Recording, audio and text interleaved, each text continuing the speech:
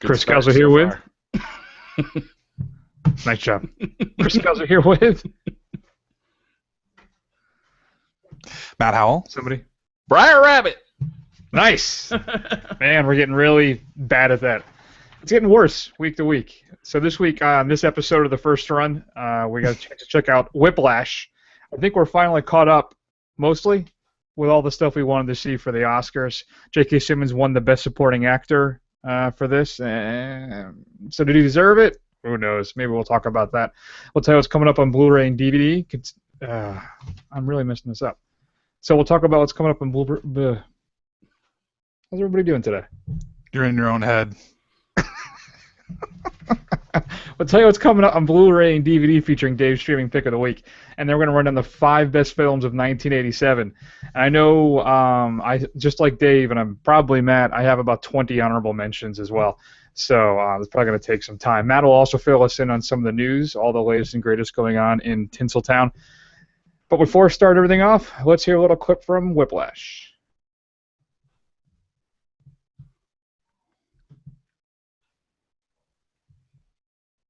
I really did a good job on that. Nailed it.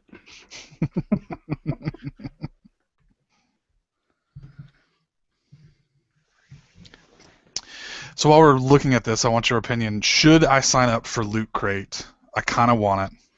I kind of want it too. Loot Crate, where they basically send you a themed geek box of toys and like goodies and stuff, like once a month. As long as you're aware that you'll be throwing half of that shit out in. I don't care. I want a when you present move every month. next or whenever. I want presents every month. Damn it! It's just like having a little birthday gift every month. You can do Beer of the Month Club. Ooh, that'd be good. True. So my external hard drive died and I lost everything. Did you? Again. You can buy it. I was able to rip a bunch of stuff off the iPod, and I've been rebuilding it since. Isn't that the second time that's happened to you? Was it the second time? I think Yeah, so. historically. Yeah. I think you you have would it have on learned your a lesson life the at first least? time. I have like 4 external hard drives with stuff, basically all the same stuff on it. Yeah. That's what I'm going to do. I'm backing it up to a second one. I have this cool thing that clones hard drives now. Mm-hmm. Sweet. So, gentlemen, that was a trailer for Whiplash, the story of Andrew Neiman, as he's this ambitious young jazz drummer, and he's just determined to be the best ever. He gets into this prestigious school, and he runs into Terrence Fletcher, the instructor played by J.K. Simmons, who may be psychotic, who basically breaks the kids down and tries to build them up by basically physically as well as emotionally abusing all of his students. Gentlemen, Simmons won the Oscar for Best Supporting Actor, as well as, I believe, the Golden Globe. A universally praised performance. But let me ask you, in Whiplash, is his performance really the only thing worth watching? No, there's plenty to watch in this movie. There's great music. There's great performances, I think, kind of across the board. The story's fantastic. There's all sorts of great stuff in this movie. Matt? You know, I mean, I think I was going to get a kick of watching drummers perform, and I think the way they filmed it was a lot of fun to watch. You know, probably the most visually appealing part of the band. So, you know, I thought watching all the musicians and all that kind of stuff was fun to watch. Although, you know, I think the thing that you come for and stay for is Simmons' performance. Yeah, and I think that's why I asked that question, because though I think the film is solid all the way through, it's not like a Training Day scenario where the only really interesting and worthwhile watching thing in that film is Denzel Washington's performance. I think, like Dave said, there's a lot more going on in this film, but I think for me, whenever Simmons is on screen, that's when I was paying the most attention, especially with that finale. I mean, that just was absolutely perfect the way that film ended. It really was, wasn't it? At times too, I was worried because I felt if Simmons wasn't on the screen, the film maybe lost a little bit of its magic, of its ability to grab you by the throat, much like Simmons' character may in fact do. But I just really I did enjoy it. I think if Simmons wasn't in it, it would have been good. But putting in his performance elevates it to great for me. Yeah, I would agree with you. The story was good. The music was good. Simmons, he's got humanity to him. He's not just like this caricature. Like you understand what his kind of thought process is. Even going into that final scene, which is so shocking but so good. Like all the way through, he's just fascinating to watch. I love the movie. Matt, nothing? Sorry. We'll work on the beats of this eventually. Yeah, you guys would think you would be really old hat at this by now. Well, it's because now I'm trying to work you into the conversation as well. I see. Yeah, I mean, I don't know. I mean, I thought it was a good movie. I wasn't blown away by it. I thought, like, again, his performance was great. I think he deserved to win. I think that was, the buzz I had heard going in was that he was definitely, he was really the whole reason to watch the film, and that didn't really change for me. I think it was, an excellent performance. But I'm with you, Chris. If he wasn't there, it probably would have been an enjoyable but ultimately forgettable film. I probably would never have watched it again. Yeah, he was one of the locks. Him and Julianne Moore, I feel, were the two locks for Oscars this year. I'd seen the original short film and thought it was really good, so I was really excited to check out what would have been the full-length film, and I was not disappointed. One of the things I love too about Damien Chazelle, he's the director of the film. I loved how the palette of the film, how dark and yet warm the film is at all times. How it really kind of encapsulated for me the sound and the feel of jazz. Just one of my favorite scenes aesthetically is when Neiman meets up with Fletcher at the jazz club, and Fletcher kind of explains to him what happened, and then offers to bring him back on board, which turns out to be an ultimate attempt to F you. But it's I love just the palette of it. I just loved how warm the film felt, and when they were in the classroom as well, it just just the aesthetics of the film were really just fantastic. I just loved it from start to finish, at least for that. It was oddly funny at times. I felt heartbreaking at others. It really feels as not quite Black Swan crazy, but what people are willing to do, to be the best and to finally maybe attain that almost impossible level. But what was I going to say? It's. I feel bad too for Neiman because I feel like everything was conspiring against him at all times for him to try and achieve that level. I think one of the strongest scenes for me for Miles Teller was the dinner scene with his family, right? His father, and I'm assuming his cousins. Yeah. That was for me. That was really, unfortunately though, probably one of the few times I felt Teller really came to life as Andrew Neiman in that film for me. But overall, I just really enjoyed it. I love the look behind the curtain of the whole thing, and I wonder. Well, I want to ask you too. There's a scene where Neiman he's the apprentice to the drummer, right? He's not first chair or whatever the case may be, and he's in charge of holding on to the music. He turns his back away from it for one moment, all right? Turns around and it's gone. Now, I'm fairly confident somehow Fletcher swooped in and stole that. Yeah. What do you think of that? Yeah, I was pretty confident of that myself. I was actually concerned that they never actually disclosed that information, like what happened to that. It was the hanging Chad that you needed to know. Yeah. And another nice touch too was the romance subplot. The fact that things don't work out that way in the end either, I thought was a nice touch as well. The movie, though it ends and comes together perfectly, it doesn't hit cliche for me at any point, which I thought was good because it could have easily done that. Yeah, absolutely, with that romance especially. So, what are you going to tell the kids at home? See this one. Definitely see this. It's available on iTunes right now. It's like a $6 rental, and it's absolutely worth seeing. Yeah, I'd say check it out. I mean, I think it's obviously, the J.K. Simmons performance is excellent. I think it's worth at least one watch. So I would say definitely watch it. Yeah, I'd have to agree as well. I blind bought it because I'm a huge J.K. Simmons fan. I know we are going to do it for the show, and it was like $15. So I'm like, I'm going to spend $7 to rent it. I'm going to love it, I think. So I just bought it, and I'm glad I did. It's worth watching. But I tell you, It is foul at times. J.K. Simmons' language in this film. He's not the was it Nationwide or whatever it is, the insurance commercials that he does. No, he's certainly not.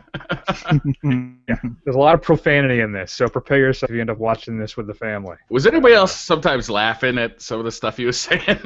Oh, sure. Some of the stuff was pretty good. Yeah, I wrote down a couple of them just to holster Nice. them in case I get in an argument with Keep somebody. those in your back pocket. That's right. So if you got a chance to see Whiplash, we'd love to hear your thoughts. Shoot us an email at feedback@thefirstrun.com. So let's talk about what's coming up on Blu-ray and DVD this upcoming Tuesday, March 10th. Not a lot of releases. The big one really is just A Night at the Museum, Secret to the Tomb, I think it is. I don't know, whatever. I think they're all interchangeable. If you get it at Best Buy, you get an alternate cover and a digital copy. If you just buy it everywhere else, you get the Blu-ray, DVD, and ultraviolet stream. It's 7 deleted scenes and extended scenes, and then some behind-the-scenes featurettes. Dave, you got a family. So do you, Matt. Did you guys do The Night at the Museum? No, even my kids don't like those movies. No, I've never really watched them. Fair enough. New to Blu-ray, Sound of Music is getting a 50th anniversary edition. The 45th anniversary one's been out of print for a while, so this will replace that. There's an Ultra Collector's Edition that's 5 discs, includes a Blu-ray, DVD, and the CD of the soundtrack. If you get it from Walmart, you get a digibook. Target has its own packaging, and there will be just a traditional 2-disc version available. It includes 13 hours of bonus content, including an all-new documentary, The Sound of a City, Julie Andrews Returns to Salzburg. So if you're a fan of Sound of the Music, you get a whole new version of that coming out. Criterion is giving us The Soft Skin, which is Truffaut's follow-up to Jules and Jim. Includes an all-new high-definition digital restoration. Commentary by screenwriter Jean-Louis Richard and Francois Truffaut's scholar Serge Toubiana. Includes an interview from Truffaut from 1965. Breakfast Club, 30th anniversary edition. Who feels old? Way old. Includes a digital remastered and fully restored from the 35mm original film elements and some behind-the-scenes featurettes, including commentary with Anthony Michael Hall and Judd Nelson. The Bounty, the one with Mel Gibson and Anthony Hopkins, is getting released from Screen Archives. Only 3,000 copies of that one, so if you want to pick that one up, you're going to run down and get it. Grindhouse is giving us Massacre Mafia Style, also known as The Executioner. That's kind of their crazy-ass violent version of The Godfather. And then Don't Go in the Woods from 1981, the slasher film about a bunch of kids going to the woods and run up with this redneck who kills them. And then Best Buy exclusive, you can only get this at Best Buy, Wolf Cop. Wolf what? Cop. Oh, okay. As a series of, what else would it be? As a series of strange and violent events start happening, an alcoholic policeman realizes that he has been turned into a werewolf as part of a larger plan. So he investigates with the help of his partner and friend. That's Wolf Cop. Okay.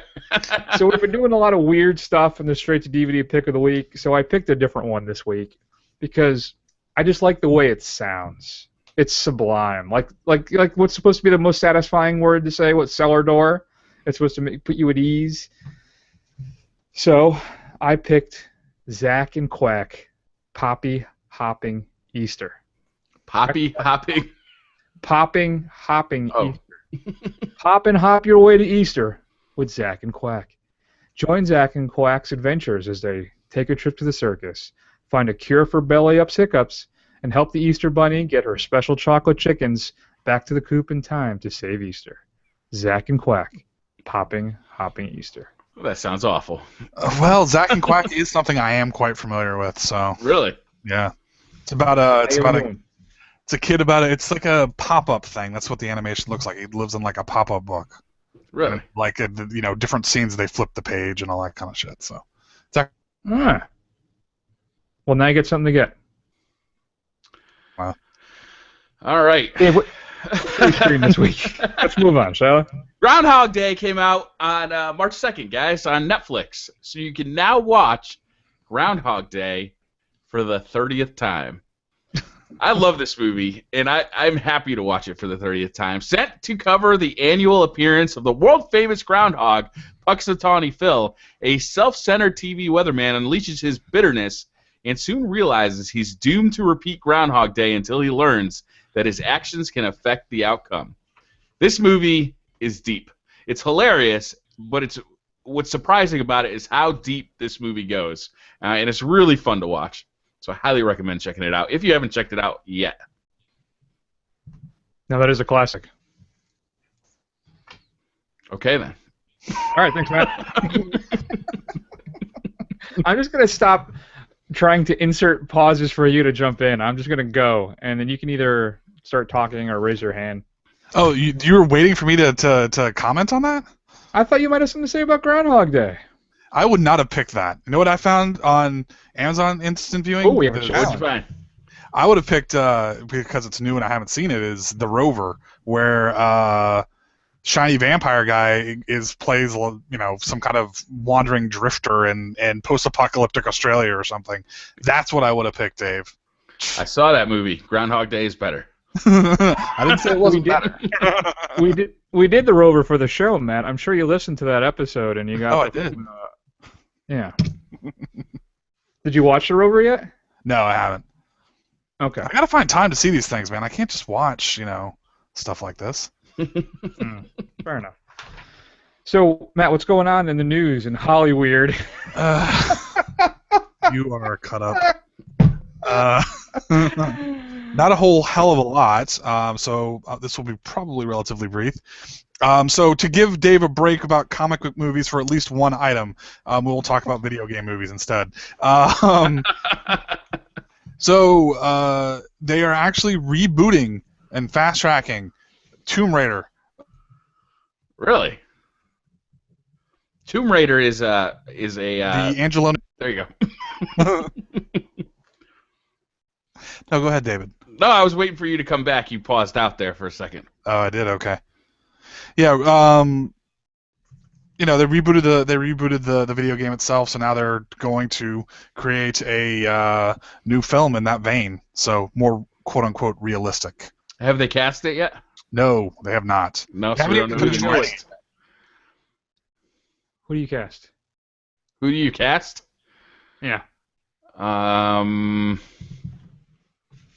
I don't know. I don't know the names of any actors. I'm assuming it's going to be Mia Kunis. No. It'll be somebody British. Kate Beckinsale? No.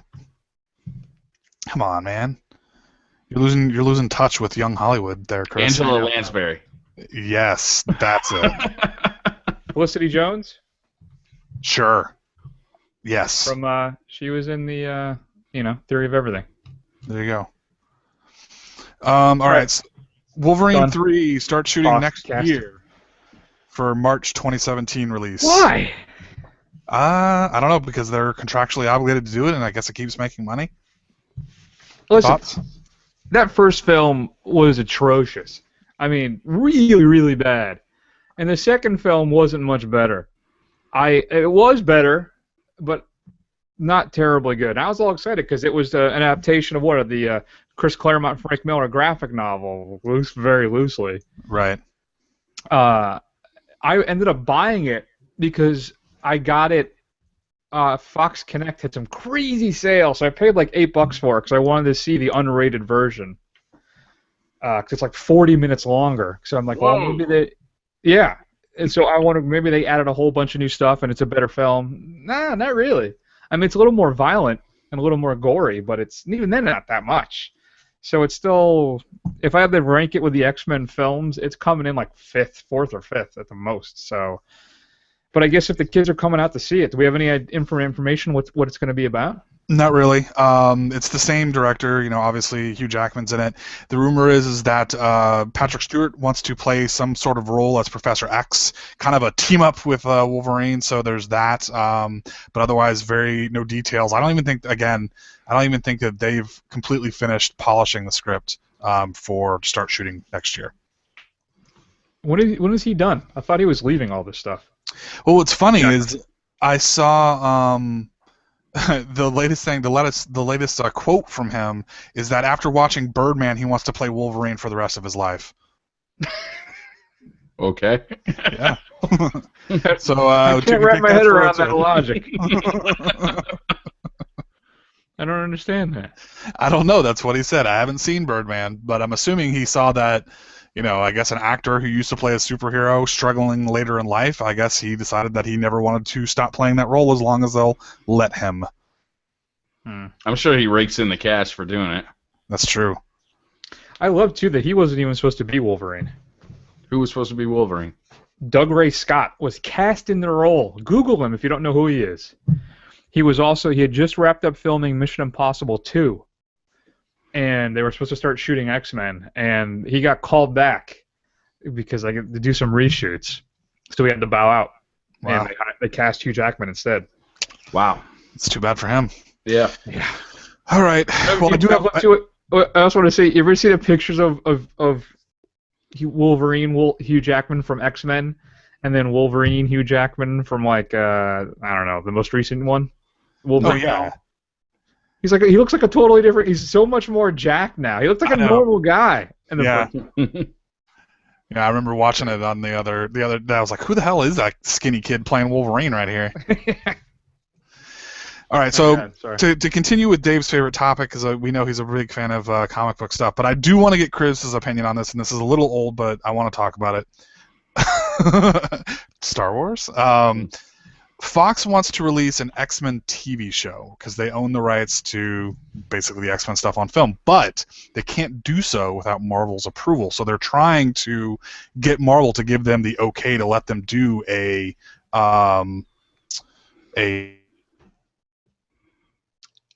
X-Men TV show, I assume is what he's going to say next. TV show. It is. But the scuttlebutt is. Dial up.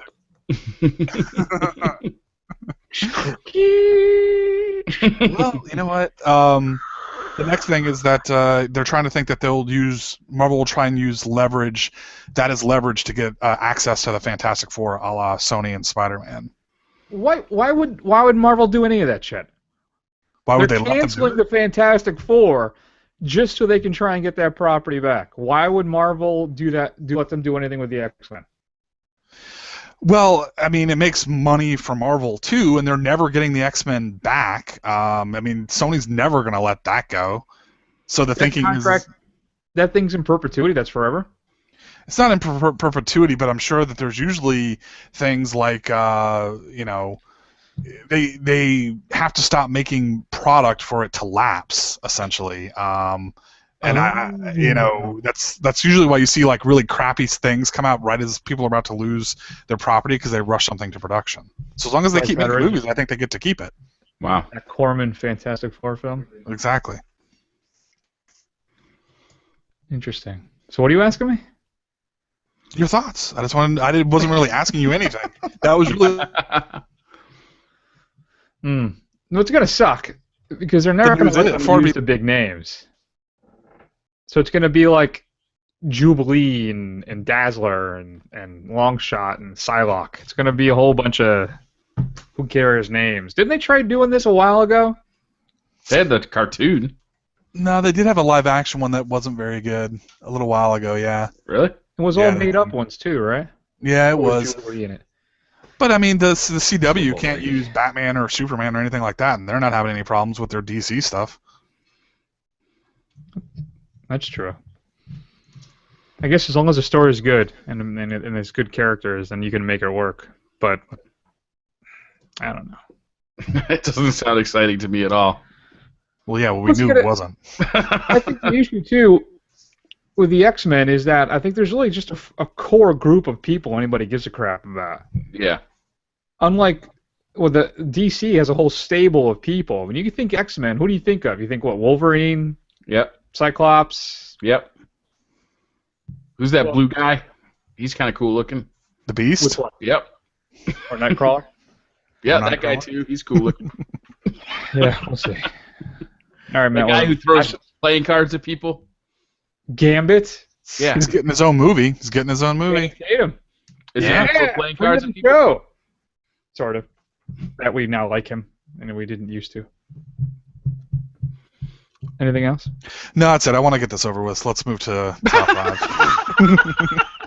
5. This has been dreadful. Let's move on.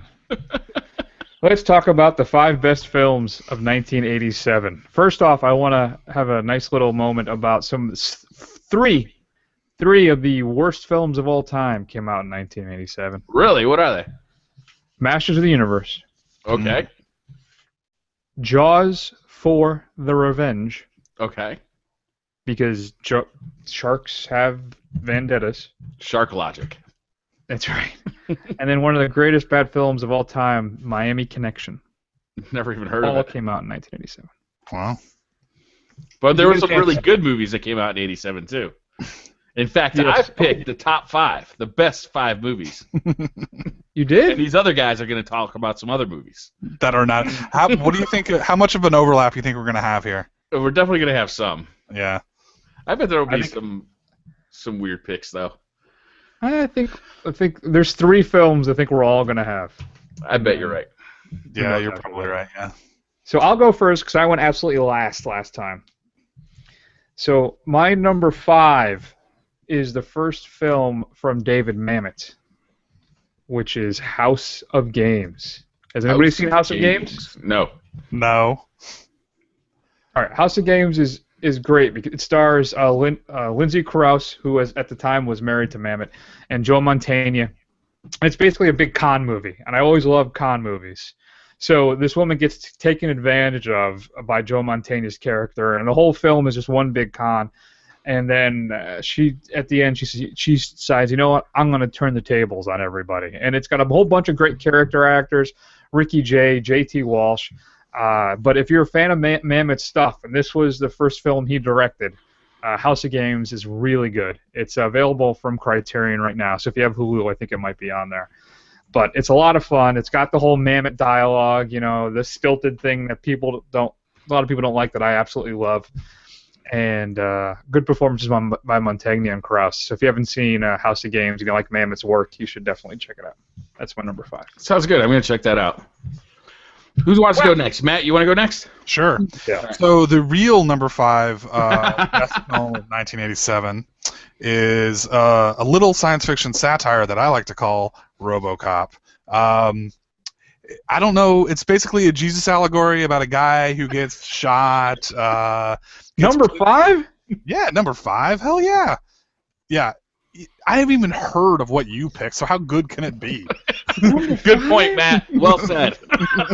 How is that so far at the end of your list? Why not just say number 36? RoboCop. Well, Number it is 5. number 5. So I guess Chris RoboCop's going to be higher on your list, I suppose. What But God yeah, can possibly? Number 5. I know it's no. I mean, it hasn't aged necessarily well. The satire is definitely of. Yes, it has.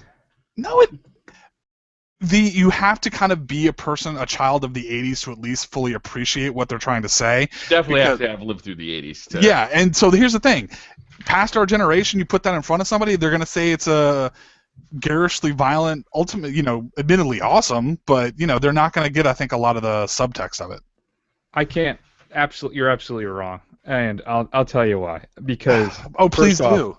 since 1987, clearly Detroit has had a renaissance. It's no way the way it was then. And Lord knows the economy wasn't like it was back then, right? That film is more prescient now than, that thing predicted so much crazy stuff that actually came true. There was a plan in Detroit to privatize the police. A real one. That film it's still, the only thing that's really dated about it is the aesthetics. That's about it. But everything that's in that film, the commercialism, how we're all more obsessed, everybody's obsessed with money and aesthetics, and just the economy and how everything was, I think is just as relevant today as it was back then, and it predicted so much crazy stuff that actually happened that it blows my mind. Detroit wants to build a RoboCop statue for real. Okay. The film is not about Detroit, but I'm glad I'm not saying it's about Detroit. But Chris, I'm glad you just blew all your talking points right now instead of saving them for your number 2 pick. Dave, please continue. Raising Arizona, the 5th best movie of 1987, and that just speaks to how strong a year it was. Because Raising Arizona could be a number 1 pick in many other years. It was a wonderful movie. by the Coen brothers, and it stars Nicolas Cage and Holly Hunter as a childless couple of ex-con and ex-cops decide to help themselves to another family's quintuplets. This movie is hilarious and like crazy and fun, and everybody deserves to check this one out. It's actually, I think, one of my favorite Coen brothers movies. Yeah, we're going out on a limb there. Oh, I'm so sorry. I picked a movie that nobody had ever seen, so they couldn't possibly question your impeachable judgment. Yeah. I'm trying to help people out. House of Games is a great little movie. Dave, this list is the best movies of the year, and Raising Arizona is clearly one of those. It is. In fact, it's my goddamn number 4. All I'm saying is House of Games is a great little film. Everybody can talk about Dirty Dancing and Lethal Weapon and The Lost Boys. Yeah, we're all aware. So I thought I'd take the opportunity to talk about one of my favorite films from that year, which is House of Games. My number 4 is Raising Arizona. I don't know how many times I've used the phrase. Well, I haven't used the phrase in real life. Well, and not in that same context. This is, what is it? I'll take everything in the register and these huggies. But yeah, Raising Arizona is a brilliant film. Cage is still great Cage. He hasn't gone absolutely ape-ass by that point yet. So many great. That's what I noticed really about 1987.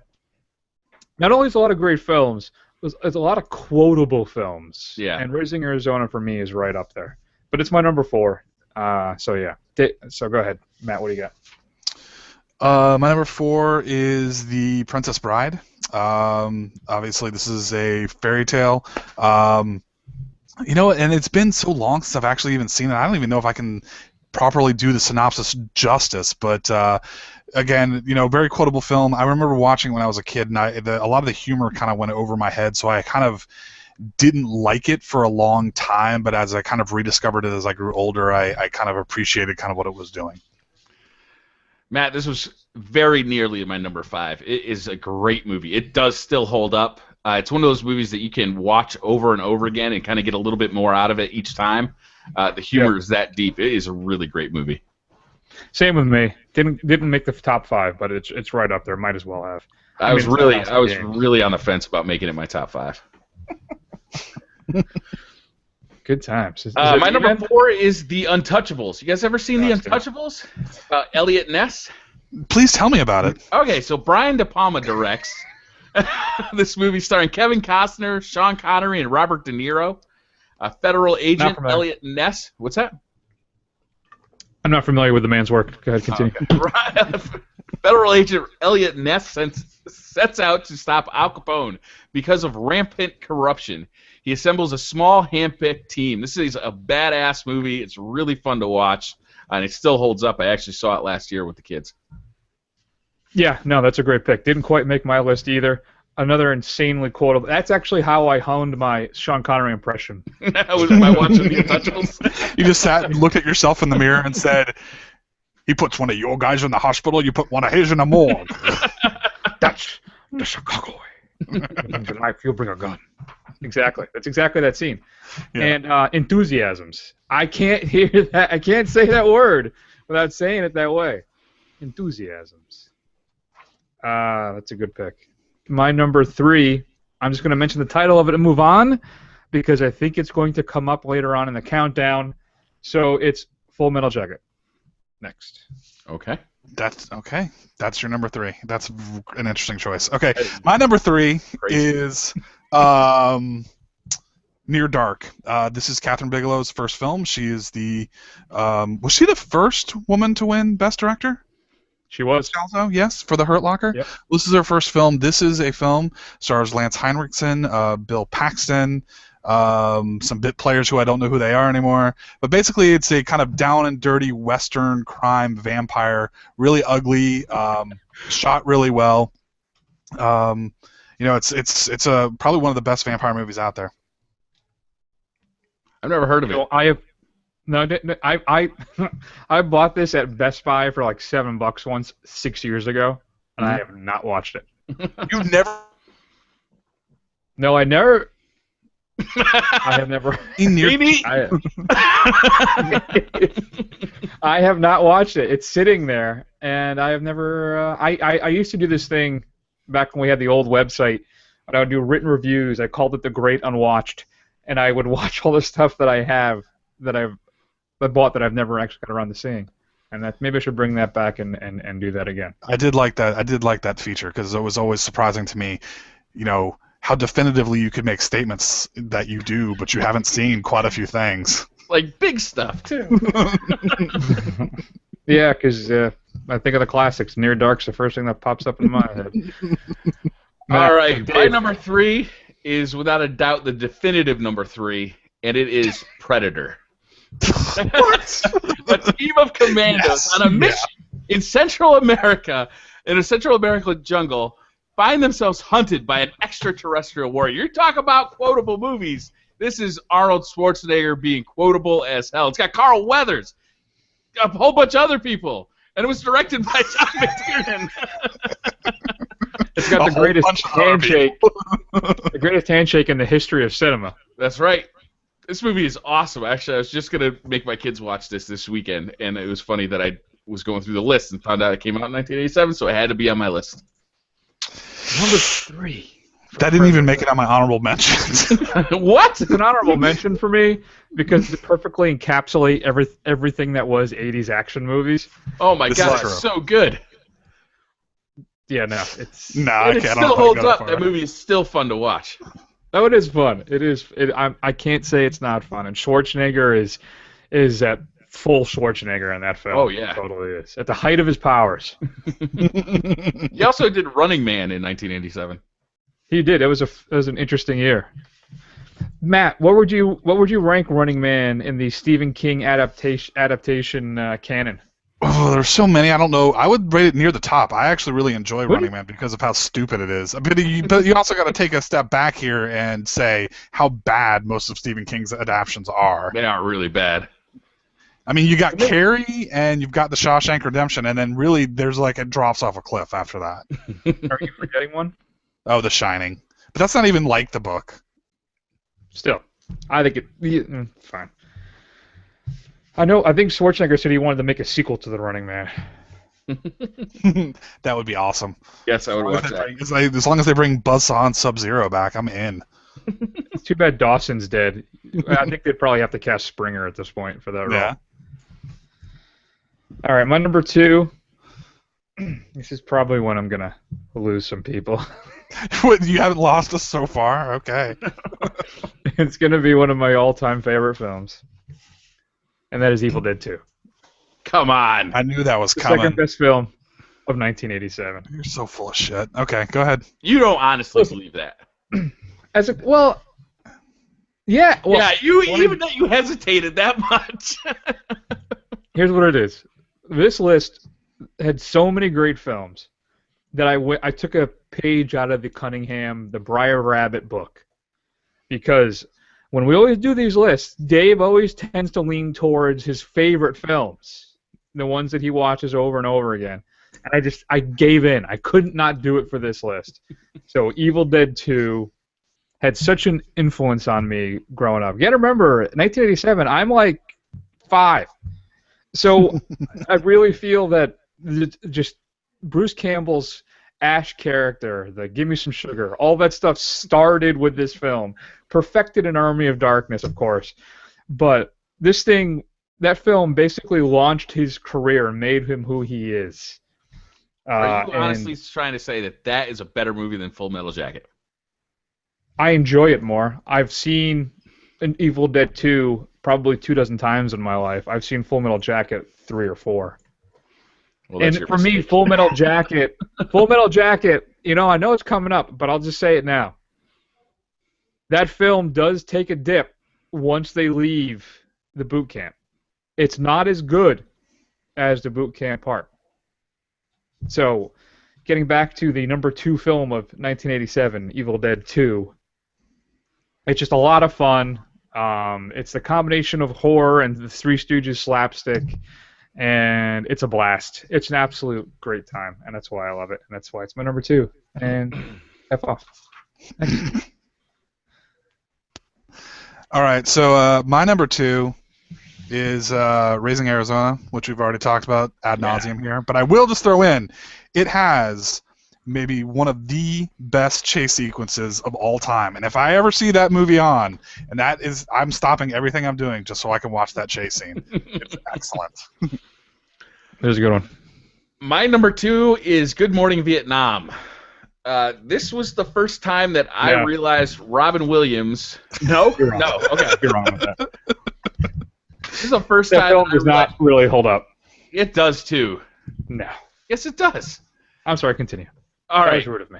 Yes, it was. Apologize. An unorthodox and irreverent DJ begins to shake up things when he is assigned to the U.S. Armed Services radio station in Vietnam. It's the first time I ever saw Robin Williams do a serious dramatic role. I was blown away. I thought it was a fantastic movie. The soundtrack is fantastic, and it's a really heartfelt movie. I can't believe you're saying this movie doesn't hold up.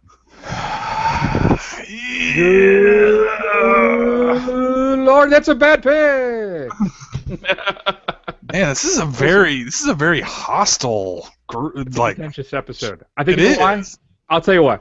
It's because I was so nervous this week that you guys weren't going to be here, and then the show started off really poorly, much to my own fault. I did a bad job for the first 15 minutes of this show. I appreciate that and I get that. Now that we got in the top 5, which is the more fun, I think this is the best this episode is, which people will not hear because they're going to turn it off after the first 5 minutes. But I watched Good Morning Vietnam because it's on Netflix, at least it was. So I watched it recently after Robin Williams died, and it is at times it is still very funny at some points, but when it goes for its sensitivity and drama, it's too schmaltzy. It doesn't work. You don't. Tonally, coming from a man who picked Evil Dead 2 as the second best movie in 1987, I don't give a shit. Good Morning Vietnam.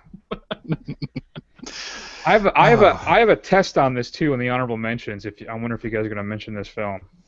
I'm curious if you probably haven't seen it because you're not cool like me. My number 1, the best film of 1987. I haven't mentioned it yet, and I gave Matt crap. So what is it, gentlemen? RoboCop? It is indeed the best film of 1987. RoboCop, out of all of those other films released that year, has had the longest impact. It's one of those films that I feel changed kind of the face of cinema at that point because it combined the satire with the sci-fi, with the ultra-violence. It just changed the landscape. It had a huge impact.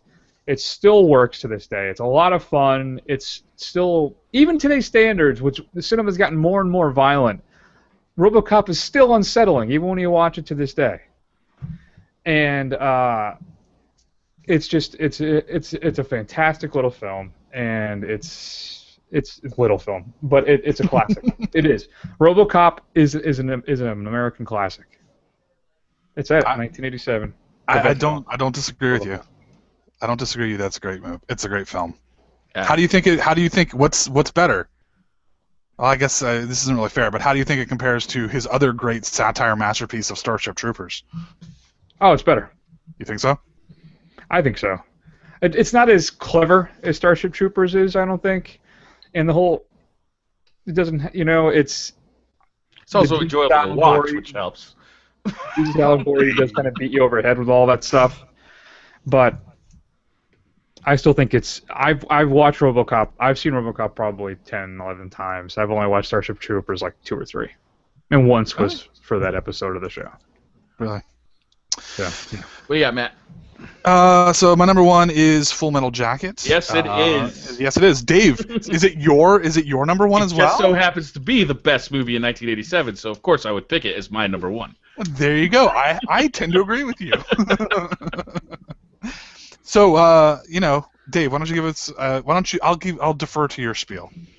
All right, Full Metal Jacket, directed by Stanley Kubrick, stars Matthew Modine, Vincent D'Onofrio. A pragmatic U.S. Marine observes the dehumanizing effects the U.S. Vietnam War has on his fellow recruits, from their brutal boot camp training to the bloody street fighting in Hue.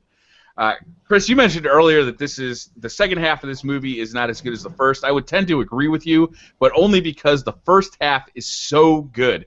The second half almost feels like a totally different movie, but taken taken for what it is, it's actually really good as well. It's just not as good as the first part. I think this movie is fantastic. It's one of the reasons that I started like really checking out Stanley Kubrick. This movie, Matthew Modine is phenomenal in this movie. Vincent D'Onofrio is unbelievable in this movie. It's a great movie. I agree, and the first half. I mean, it is such a jarring tonal shift. You get the glorious profanity of R. Lee Ermey his coming out party, which is just amazing. Just thinking about how all of that was improvised, but when you watch it, or when I've watched it recently, the second part, when you're prepared for that tonal shift, it's like a completely different film, but it's still very good. It's not as good as the first half, but it is still an excellent second portion of the film. It's almost like it's like two vignettes almost. It's great. Yeah, I agree. I don't disagree. It's a fantastic film. It's just not the best film of the year. I think you're just going to have to be outnumbered on this one, Chris. I think your list is, unequivocally the inferior list out of all three of ours. I'm sorry. Clearly. Well, you guys know much more about this stuff than I do. I just want to say before we have two things to get into. One is the honorable mentions, and then we run down the top 10 box office films of that year. All right. I wanted to say one quick thing about 1987 being a huge year for me. It was the first James Bond film I saw in the theater. Oh, I was really? 12 years old. The Living Daylights, Timothy Dalton's first film. I remember it clear as day. It was this old theater at the top of the hill on Broad Street and right on the Meriden-Wallingford border in Connecticut. And it's kind of what ignited my love for the Bond franchise, is The Living Daylights. Still a good film. I think Dalton is unfairly maligned in that role. I think he did a fantastic job for the only two films he was in. And Living Daylights, 1987. So there you go. So, gentlemen, I just wanted to give Daylights its a little due respect. So I'd love to hear your honorable mentions. I'll continue though and go first. Here I did have Dirty Dancing. Actually, let's go around because we're all going to have similar ones. So I'll start. I'll say Dirty Dancing. Matt, what do you got? One. Evil Dead 2. All right, Dave. Spaceballs. No, that film does not hold up for me at all. I never want to see that thing ever again. Ever. I agree. I agree with Chris, unfortunately, on that one. My 13-year-old brain thought that was the funniest movie of all time. I think that encapsulates my thought perfectly. Really love Fatal Star Attraction. I have Fatal Attraction. What do you got, Matt? I got Hellraiser. I like the style of Hellraiser. Hellraiser was good, and Hellraiser 2 actually it was one of the few films that I had to stop and turn the lights on while I was watching it. Because there's the scene when the guy's on the bed cutting himself with the razor. Yeah. Freaked me out. But Hellraiser, though the franchise has really gone into disarray and is just a shell of what it was, the first two films are still, I think, really good. Yeah, me too. What about you, Dave? Lethal Weapon came out in 1987. I'm actually surprised nobody picked that in their top 5. Yeah, I don't know. I mean, it's kind of for me, it's kind of the quintessential. Yeah, I agree. Totally. Was kind of one. Did I cut out again? Yeah, you did. See, here's the issue. So I'm like really far away from where everything is in my house because the rest of my house is extremely loud. So, it's all right. It's adorable. Yeah. Okay. Great. It's gonna sound great on the podcast. Well, I'm sorry. Yeah, I think the reason I didn't pick it is because all of the kind of cliche stuff that you make fun of 80s action movies for, most of it came from Lethal Weapon. Yeah, but that's not its fault. Well, I guess it is. I mean, it was because the movie was so good and so successful, though, that everybody just started ripping it off. There you go. Every time you hear the phrase, "I'm getting too old for this shit," there you go. But I think he said that in Predator 2 first, didn't he? I think Predator 2 has that distinction. Really? I think so. Who said it? It was Danny Glover. Predator 2 came after, because Predator and Lethal Weapon came out the same year, so it couldn't have. Yeah. Unless he didn't start saying it until Lethal Weapon 2. Maybe. I think he might have. I don't know. I read a factoid that was the distinction. That's the first place he said that was Predator 2. Interesting. But it is funny how a film that can start so many action movie cliches can now seem just like a cliche itself. I think it's still good. I watched it not too long ago. I think it's still fun to watch. I wanted to check it out because I haven't seen it in probably 15, 20 years. So, all right, what do you got? I also have Planes, Trains, and Automobiles. Yeah, that's a classic. Yeah, And Dave? Everything else is repeats at this point for me. Okay. Oh, I also had The Lost Boys, which I'm surprised nobody mentioned. I never understood why everybody loved that movie so much. I don't like that movie that much either. I don't think it's that great. I think I may like the soundtrack more than the film itself. And plus, it's got the sax guy. Oh yeah, sax guy is disturbing. Sax guy, YouTube that. John Carpenter's Prince of Darkness, though a flawed film, has some really interesting, creepy moments in it. Dario Argento's Opera, kind of his last good film. Steve Martin and Roxanne. Michel Sauvé's Stage Fright, another Italian horror film. The Stepfather, the original one, the real one. I always enjoyed that one. 3 Men and a Baby, in honor of Leonard Nimoy. I thought we should mention that. And then No Love for Wall Street here, huh?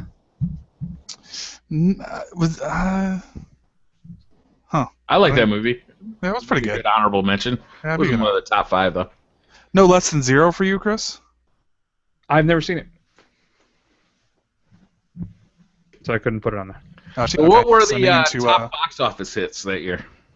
Well, I also wanted to say With Nail and I. If you haven't seen With Nail and I, it's one of the classic cult films and possibly the greatest.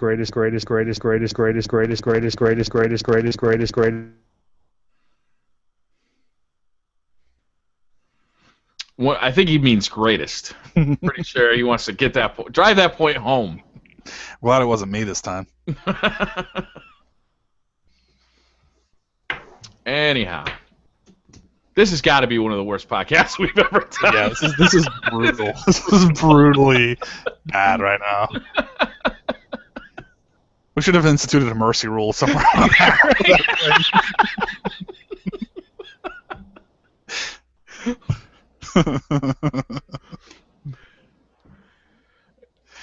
Are you going back, Chris? Maybe we should do that. I guess when we do these, if it's not going right, maybe we should just cut out like all the filler in the middle and just skip to the fun part at the end, right?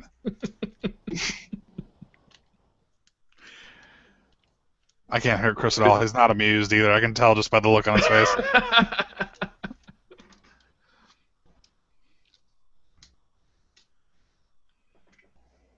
The great thing is this is live. That's right, and anybody could be watching it right now. But don't worry, there's nobody watching.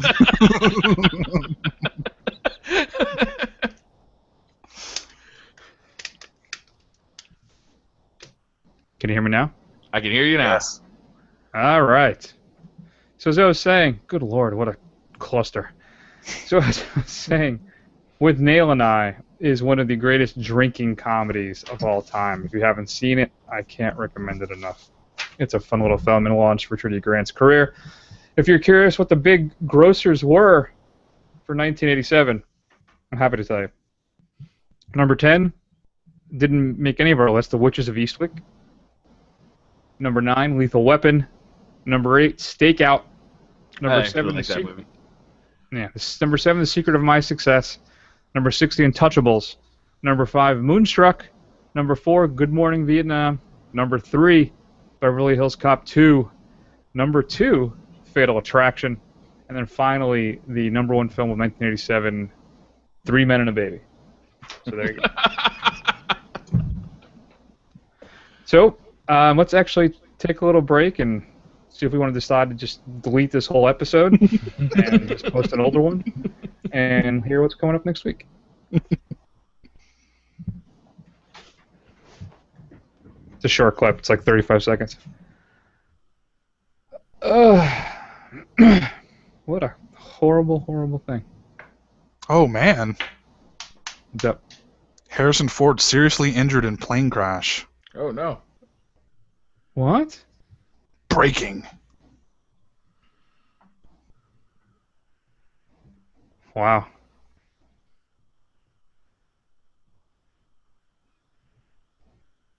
So you just heard a clip from Chappie, Neil Blomkamp's latest film, the man who we're so excited is going to be doing the next Alien film, and the early reviews of Chappie are dreadful.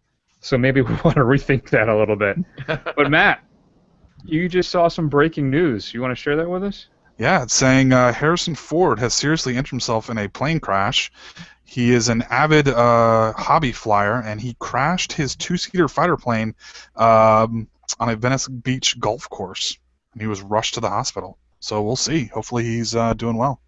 It's a vintage World War II training plane. There you go. Jeez. That's a cool hobby. There's a picture of it, too. You can see it's all screwed up. I hope he's all right. Damn. I wonder what's going to happen. Well, I don't know. Let's not even speculate. Let's just hope the guy's going to be all right. Yeah. All right. Anyway, so Chappie next week. Who knows what we'll do for a final segment. We'll promise to do better next week. In the meantime, check us out at thefirstrun.com. We've got YouTube and Twitter, Facebook. Just do a search for The First Run. Dave, there's a much better show that you're a part of. The Briar Rabbit channel on YouTube. What's going on over there? That's right. Actually, what we want to do is have a host exchange, right? Now, this may be a bad idea after today's podcast. You really may want to rethink this one, Dave. But Beastly Gamer really wants to be on The First Run, and we really want to get you over on Beastly Thoughts. So we're going to do a host exchange. So we got to plan that for the upcoming weeks. Beastly Gamer is one of our 2 listeners, so we definitely got to have him come on the show, and we really want to Beastly Thoughts as well. All right, I'll try and prep myself. I still just have a PS3, so I will do my best though. All right. All right, Matt. Thank you for joining this week. We're not sure if you'll be around. Well, maybe you can still join us, but you might not do Chappie, right?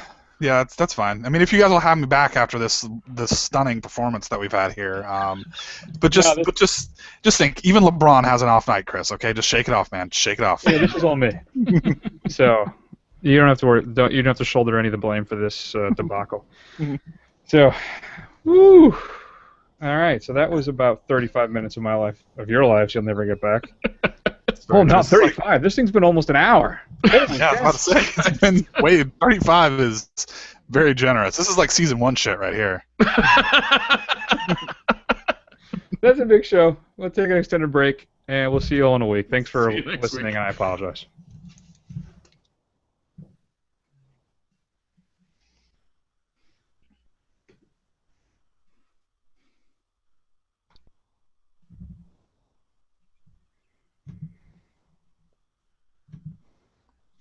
All right. All right. All right. Well, that was it. Thanks for muddling through, everybody. I appreciate it. All right. All right, I'm going to go eat some dinner. I'll see you guys next week. See you guys. All right, take care. Bye.